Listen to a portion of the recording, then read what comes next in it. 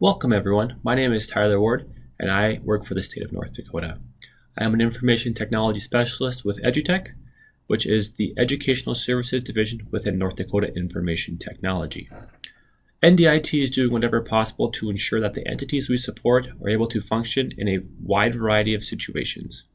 For K-12 schools, we know our North Dakota administrators and educational personnel are carefully navigating how to proceed with classes, communication, and collaboration while addressing concerns around COVID-19. EduTech missions remains to provide technology services and leadership to improve teaching and learning in North Dakota PK through 12. We are continuing that mission by providing this webinar series and are here to support our North Dakota K-12 community with support, training, and resources. Today's topic will be on Open Education Resources, or OER. Open Education Resources, or OER Commons, is a public digital library of open educational resources that is great to explore, create, and collaborate with educators from around the world. You can find resources that fit your grade level and subject area at no cost. OER Commons resources are teaching and learning materials that you may use freely and reuse. Unlike traditional closed copyright resources, OER have been authored and created by an individual or organization who chooses to retain few or, if any, ownership rights. In some cases, that means you can download a resource and share it with colleagues and students. In other cases, you may be able to download a resource, edit it, and repost it as a remixed piece of work. How do you know your options? Well, OER will show you the Creative Commons actions that you can take to let you know how the material may be used, reused, adapted, and shared. Now, I'm sure you're wondering, how did OER come to North Dakota? Well, back in 2018, the North Dakota Department of Public Instruction contracted with the Missouri River Educational Cooperative, or MREC, who hired a third-party vendor to build a North Dakota hub on the OER Commons website. During the summer of 2019, the Central Region Educational Association contracted EduTech to provide professional development and information about OER Commons. From 2018 to the fall of 2019, the presence of OER has grown across the state from 34 registered participants up to 150. So as you can see, we are beginning to grow our own presence inside of OER. To get started, visit oercommons.org in your web browser, and you'll be taken to the homepage that you see listed here. When you are here, you will notice that there is a menu bar located across the top of the screen, along with an area to sign in and register for an account. In the center of the screen, you'll notice that this area here is for you to begin searching right away. So let's get started by signing into my account located on the top right hand side of the screen. I'll enter in my information and then click sign in. And now that I'm signed in, you'll see my avatar picture located on the top right hand corner. And I'm going to navigate to the North Dakota OER Commons Hub. To do this, I'm going to select Hubs from the menu bar here and then choose See All Hubs. These are alphabetized, so I will just simply scroll down until I find North Dakota.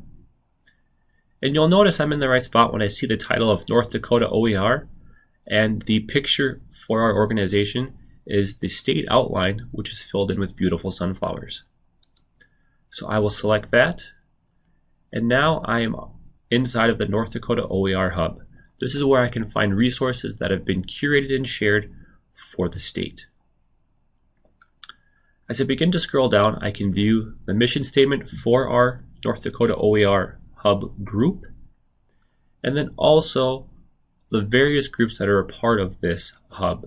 So we have categories such as teachers, technology coordinators, administrators, higher education staff, REA staff, state officials, and even state organizations.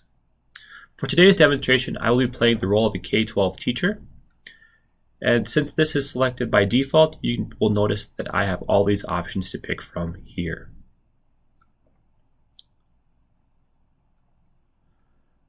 So let's pretend that I am a third grade teacher. I will come and select the third grade option to be taken inside of this group. Now inside of here, I can see that there are resources already listed. And on the top of the screen here, you'll notice that this number here of 22 represents the number of shared items to this specific group. So again, as a third grade teacher, I can see the 22 resources that are made available. Next here on the menu bar that you'll see here, next to group resources, which is what we are currently doing, there's a discussion board. Here is where I could come and start a conversation with colleagues from across the state to share best practices or even ask for advice on how to teach a lesson to my students. Under the members option here, I can see what colleagues of mine are members from across the state. You can see here that I am already a member. Next is the information. This is just information about the group name and description. And then lastly here is recent activity. This will show me any recent activity that has been happening within this group since the last time I visited it.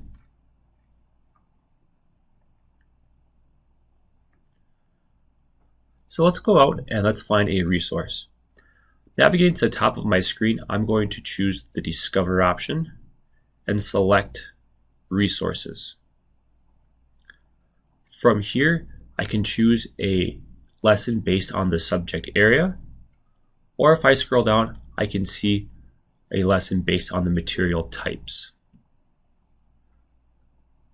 So to keep this simple and using my role of a third grade teacher today, I'm just going to use the educations category for the subject area. And now I'm taken to OER's digital library. Right now you can see in the topic of education, I have over 4,000 results to view. Now I can simply go through and click on these to view more, but to help speed up the process, located on the left-hand side, there is a filter by category. And there's lots of options here. These filter options will help narrow down the 4,000 plus options for lessons down to just a few to help save me time and energy. So to use this option here, I'm going to choose the subject of education, and then to really narrow it down, I will choose elementary education, as I'm again a third grade teacher for today's demonstration.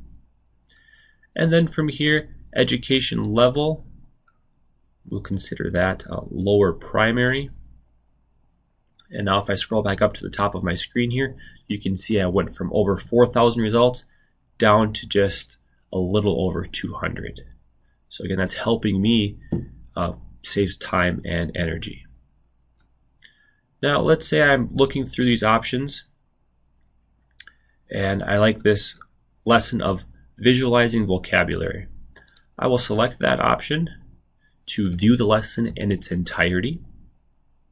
So you can see here I have a description, I have an author, and the data was added to the OER Commons database, along with the Creative Commons licensing that this author has provided.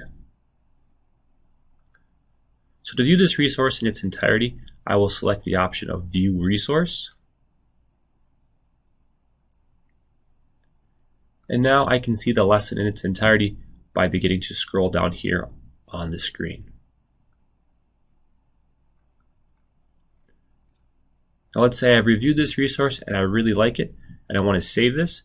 I can save it to my North Dakota OER Hub inside of one of the groups that I'm a part of.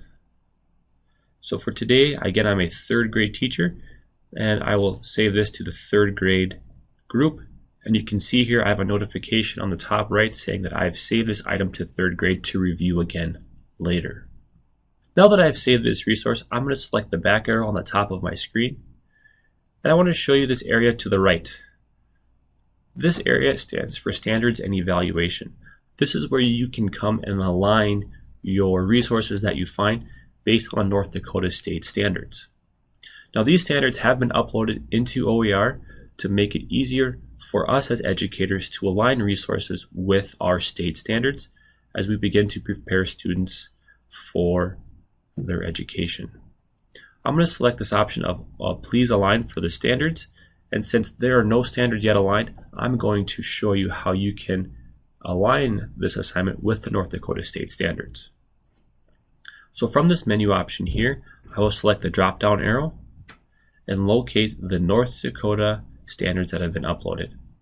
In this case of a visual vocabulary assignment, I will choose the North Dakota English Language Arts and Literacy Content Standards.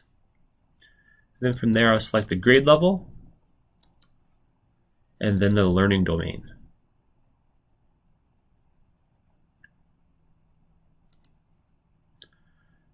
So I will select speaking and listening standards and then choose the correct one I feel best represents this lesson. So let's say students will speak in complete sentences. If that's what this lesson is for, then I will align it to that standard and choose Add Selected Tag. And now this lesson has been aligned to this specific standard, which is nice. When I'm all done, I'll just choose Cancel to leave that menu. And now you can see here located on the right-hand side, now we have a standard aligned to this lesson. Next, I'd like to show you the evaluation process. When you are evaluating a resource, you will use what is called the Achieve rubric. This rubric will allow you to follow 8 developed standards to evaluate quality resources. As you know, OER is an online digital database or digital backpack per se for finding open education resources. The rubrics that are used to critique any resources or lessons that have been accepted by the OER curators will allow anyone to use the rubric and evaluate any resources they wish. OER asks that you are honest and thorough with your results. So to begin, I will click on the Evaluate option here, and this pop-up menu will appear. This pop-up menu will allow me to start evaluating by clicking on the Start Evaluating option on the bottom of the screen. Now, the 8 criteria that are used to build this evaluation are degree of alignment, quality of explanation, utility of materials design, quality of assessment, quality of technological interactivity, quality of instructional and practical exercises, opportunities for deeper thinking, and assurance accessibility. And all of those are listed here as you begin to scroll down inside of this pop-up menu. So here they all are. Now, these standards are aligned on a 3-point system. The 3 level stands for superior, 2 is strong, 1 is limited or weak, and 0 is very weak. And so what I will do then is read the description here on the top of the screen, double check it with the description of the standard, and then give it a score. As I begin to hover above these respective levels of grading, I will see a description tied to them. So I'm ensuring that I select the correct rating. I feel that this option were a 2, I will select 2, and then click Save and go next to rubric, and then continue the process.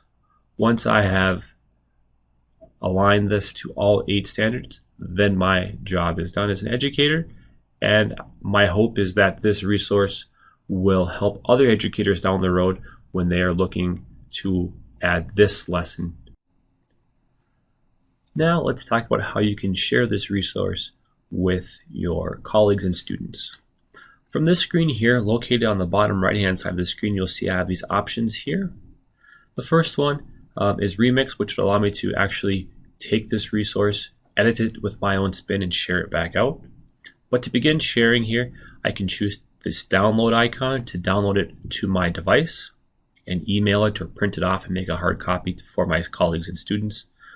I can share this option here using Twitter, WhatsApp, or Pinterest. Or if I'm a Google Classroom teacher, I can choose this option here and share it to my specific Google class. So now let's talk about how we can get you to become a member of the North Dakota OER Hub. So to get started, you can navigate to Hubs on the top of the screen and select See All Hubs and find North Dakota OER. But since I am already a member, I'm going to navigate to the North Dakota OER option here. And now to become a member of the North Dakota OER Hub, I simply have to join one of the many groups. So looking through here, let's say I wanted to be a part of the high school and junior high business group. I can select that option. And then located here in green is the request to join. Once I select that option, my request will be sent to the group administrator and they will have to allow me in. Or some of these groups that you see listed here will also just allow you in right away, depending on how the group is set up. Now, under all my groups, I can select See My Groups to see all of the groups I've been made a part of. Again, I'd like to remind you that once you have joined a group inside of OER, that you're a part of that hub as well. So you can see here, these are the groups that I'm a part of, as I do many trainings. But again, that is how you become a member. Lastly here, let's talk about how you can use what is called the curation process and begin to add your own items to the OER Commons database. To get started, on the top right hand side of the screen there's this green option called Add OER. And my two options are Open Author and Submit from Web. Let's talk about the Open Author resource. So I'm going to choose Create Resource. And now from here, I can begin adding my sources. So the first one is to give this a title. There's a title of my resource. I can choose to upload an image and also a section name. So let's say I teach other sections of OER trading. I could call this Spring 2021. My content will go here.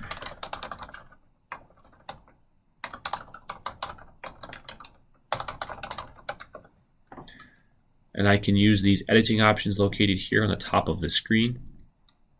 And then from there, if I'm a Google Classroom teacher, I can choose to import items from Google Drive. Or if I use an Office 365 account, I can choose to import items from my OneDrive account. And then lastly here, I can attach resources using the paperclip here, and I can actually attach resources from my device by choosing the option Choose File. So you can see those options are there. Or I can simply type in a URL address.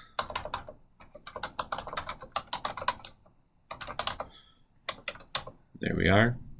And give the name of that resource and then click Save. From there, I can add any instructor notes or comments that I would like other teachers to see about this lesson.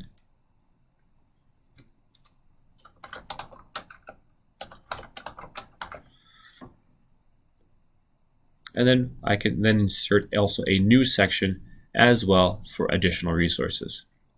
So once I've added all my content, I can choose Next. And now I can add a overview or description to this resource to share with other teachers.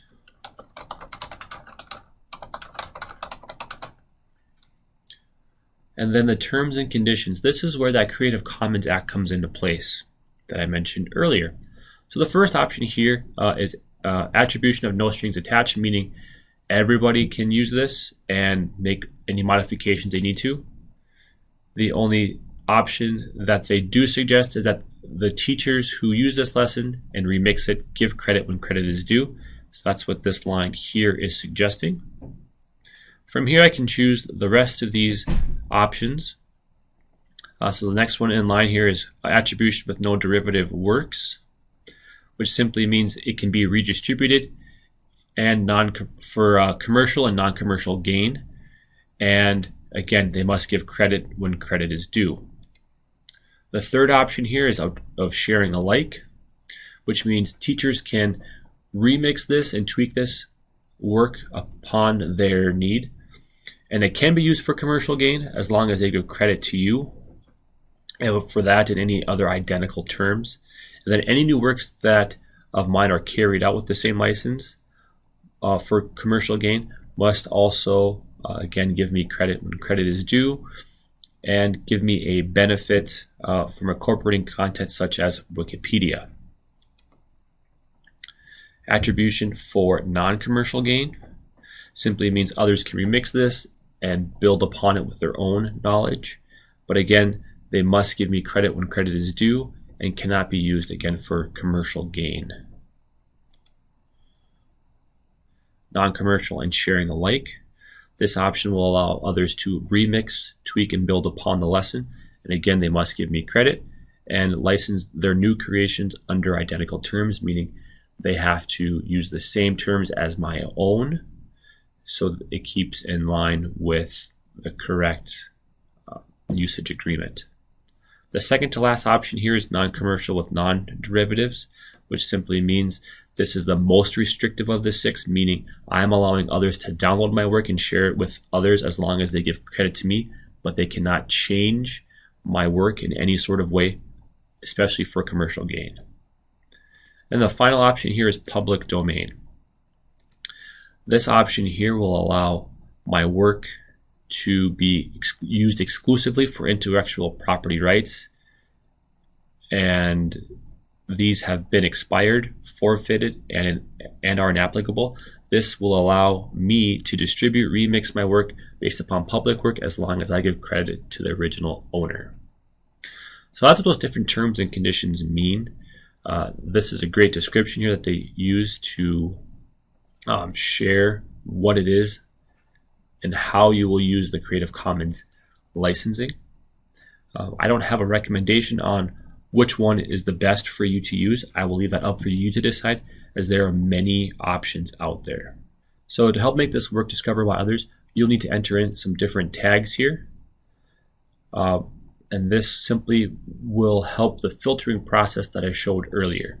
So using these different tags, let's say this is a computer science lesson, and it's for middle schoolers. Then those teachers who begin to search for a said lesson based on the subject of computer science or for middle schoolers, my lesson would hopefully pop up during their search. The material types, this is an activity lab, an assessment, a homework assignment.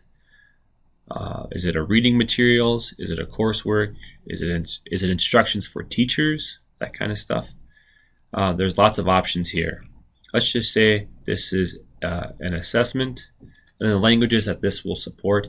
By default, English is the first one there, but if I also am able to translate this, let's say into Spanish, I can list that as well. And then finally here, I can choose to take the time to align my lesson to the education standards that we talked about earlier, or I can leave those blank along with the rest of these options here. Now, I will advise that the more options you do select, the better it is for those who are using those filter options to find your lesson easier. So something to keep in mind as you are working through adding your own resource. Now, once I'm ready to submit, I can check this box here and then click Publish. What happens next is when I publish this assignment, it is sent to the OER curators at their office. And these curators will review my assignment or lesson or other material that I've uploaded to make sure that it is of high quality and meets their standards to be published. Now, this process takes a couple of days, and you will receive an email notification back saying, hey, great job, your resource has been published. Or if you kind of receive an email that says kind of a thumbs down type of comment, they will offer you suggestions on how you can improve your lesson so it can be shared to their database and for other teachers to use across the world. All right, let's talk about how to add a resource from the web to OER Commons. On top of the screen, select Add OER from the menu bar right here, and then we'll choose the option under Submit from Web called Add Link. From here, you'll enter the website address you wish to use. For example, today I will use the Edutech website.